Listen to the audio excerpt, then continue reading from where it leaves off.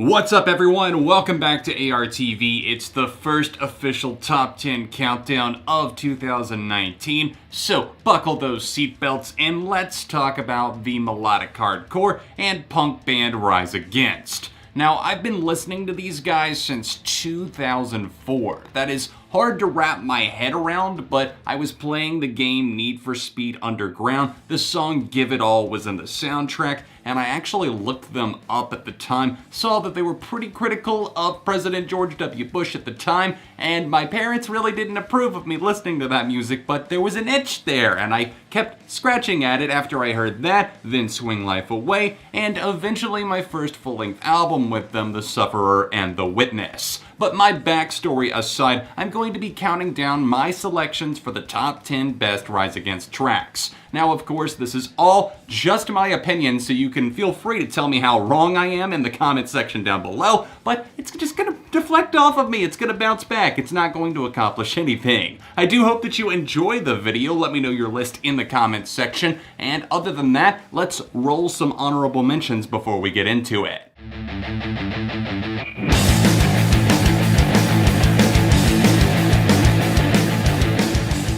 You can also see a full list of the honorable mentions in the description down below, so other than that, please drop a like on the video if you enjoy it today, subscribe for the love of music, and let's talk about the top 10 Rise Against songs.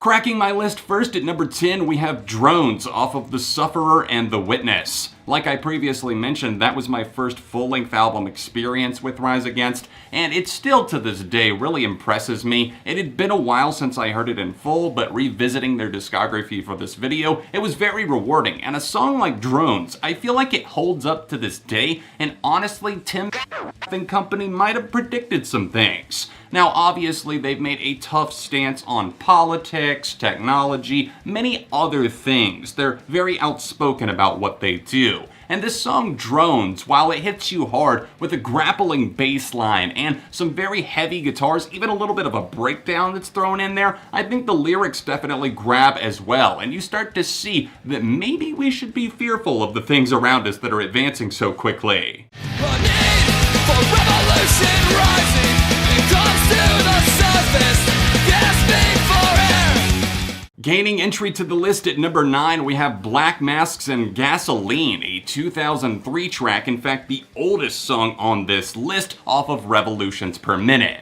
Now, I know that's going to infuriate some that I've already admitted that this is the oldest track here, but their early discography is definitely solid to me, but a lot of it just felt like kinda run-of-the-mill punk, which there's nothing wrong with, but it was songs like Black Masks and Gasoline that truly stood out, throttled, grabbed me, and pulled my ear in for more. Now, this track here is definitely something that has a ferocious drum pattern to it, obviously very reminiscent of punk decades that had come before it, and I think it's paying homage to that while also kind of being an anthemic tune that really sees the listener getting more into it as you start to connect with the lyrics. It demands something out of you, and there's just an urgency there that, not to say that Rise Against don't have anymore, it's just that you were looking at things through fresh eyes.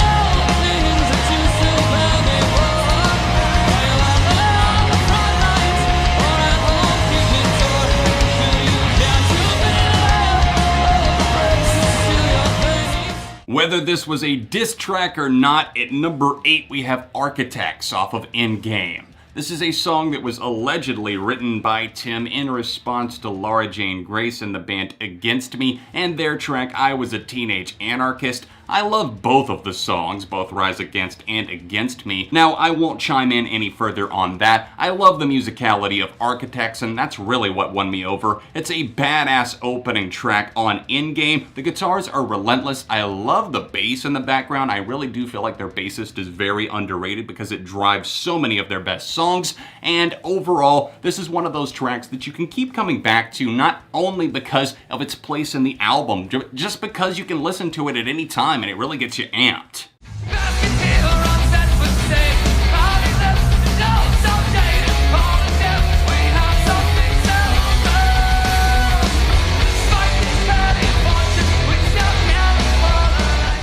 The message of this song is one thing, but those backing vocals, God tier, especially leading into the chorus. Such a smooth, clean transition. At number 7, we have Entertainment off of Appeal to Reason. This is a song that I, in more recent years, have found more and more pleasing just because it's really scarily accurate, and sometimes that's what music is. It's about nailing things ahead of the curve, and that's exactly what they did. This album came out in 2008, but I think the message still rings true more than a decade later. Entertainment obviously is a vapid thing. At times we can get lost in the personality, the Hollywood star, whatever it is, now maybe the social media influence. It's important not to get lost in all of that, and I think that the backing vocals here and even the shouted, hey, hey, hey, the way that they're done here, they just have such an urgency. I oftentimes feel like that's cheesy and I'll call it out as not being good, but Rise Against seem to time and time again pull off the anthem. God, make it stop,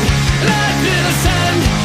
18 years pushed to the ledge. Number 6 is a sad one, Make It Stop, September's Children. Now this is a song that at its surface level you might think is kind of upbeat, just kind of fiery, there's something going on here, there's clearly some passion, but if you peel back the story behind it, it's actually heartbreaking. But Rise Against once again stick their foot in the door and really get the job done with this hammering tune, which basically cries out, how could this happen? There's no justification for this. Why would this young soul be bullied so much that they get pushed to take their own life? How many walls can you put up? How many guns tell you feel safe?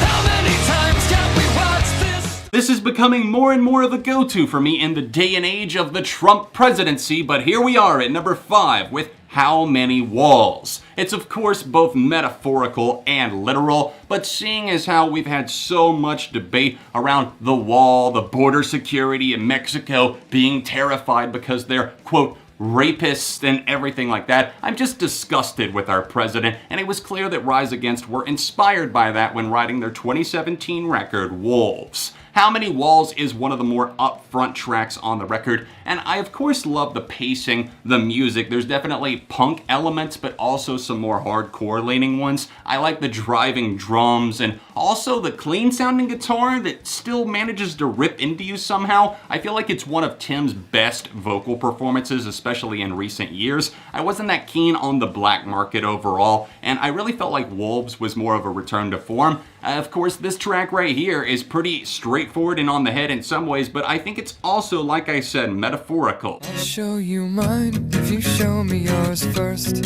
Let's compare scars, I'll tell you whose is worse. If you're ever looking for a few minutes of comedy, then definitely check out the MGK cover of Swing Life Away. But for everybody else, at number 4, we have Swing Life Away by Rise Against, the original tried and true tested method for working. Now obviously Swing Life Away is more of a ballad that steps away from the typical Rise Against approach. I like that though. It's something that kind of does break down everything, and it just sets Tim and an acoustic guitar, a little bit of a symphonic element in the background, talking about the working class hero, essentially those who were getting by on minimum wage and are still trying to make do, but it feels like a lot of times he's using sarcasm to kind of thinly veil that smile that's fading from his face. It's a tough song, but also a spirited, passionate one, and that's why it still resonates more than a decade later. Don't hold me up, no, I can stand my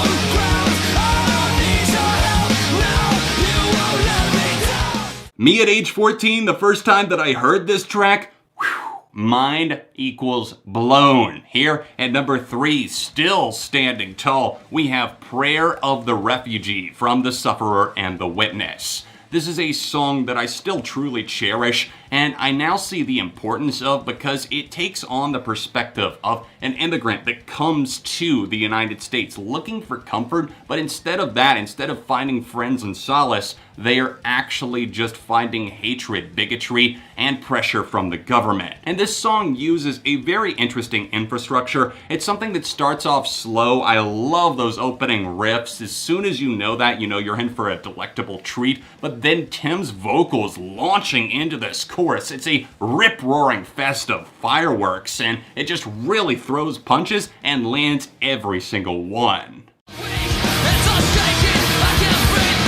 Give me the time, keep me alive. Give me what's left of my life. Let me go. Whoa, whoa, whoa. Injection is the encapsulation of the word urgency. Everything about my number 2 selection is just now. It's demanding action. There's a call to and hopefully a response from the listener. It tells a story, and it uses a very interesting time signature. There's a little bit of a shift going on with the guitar and the way that things are played between the verses that feel a little bit less stable, and then that driving chorus that really truly soars as Tim comes in and is singing, "Give me the drugs," essentially, give me everything that I need in order to feel like something else, in order to be something else, because I can't keep going the way that I'm going now.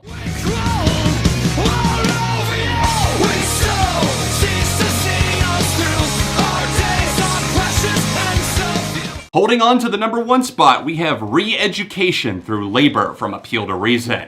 This is a song that is a monster, a wrecking ball to deal with. It shows us that here is the 9 to 5 average Joe, the day in, day out person that is dedicated to getting things done, but is barely scraping by because of the limitations that are placed on them, and this song absolutely roars with life. I think Rise Against, even if you don't always agree with their politics, which I personally don't always, they do a lot of stuff with PETA, and I'm not exactly PETA's number 1 fan. Despite all of that, I can at least admit that Rise Against do have that fury, and it feels real. It feels like they are genuinely this far into their career caring about things, and for a band that's gotten as big as they did, they've blown up, had so many hit singles, hit albums that have been certified gold and platinum, they are still out there being raw and real and putting these messages into their song. And Reeducation through Labor, from its driving guitar riff that immediately captivates you to that chorus that's never gonna leave your head, it's unforgettable, and it remains my number 1 for a good reason. Thank you so much for watching this top 10. If you would like to leave a request for a future top 10 countdown, then let me know in the comment section down below. I do have exclusive voting polls over on my Patreon, so if you would like a certain say in that and input, as little as $1 a month gets you in the door there and allows you to vote. That link for my Patreon is the top link down below, or else the annotation in the corner. A couple of other top 10s floating right below me here, and I'll see you soon for more on ARTV.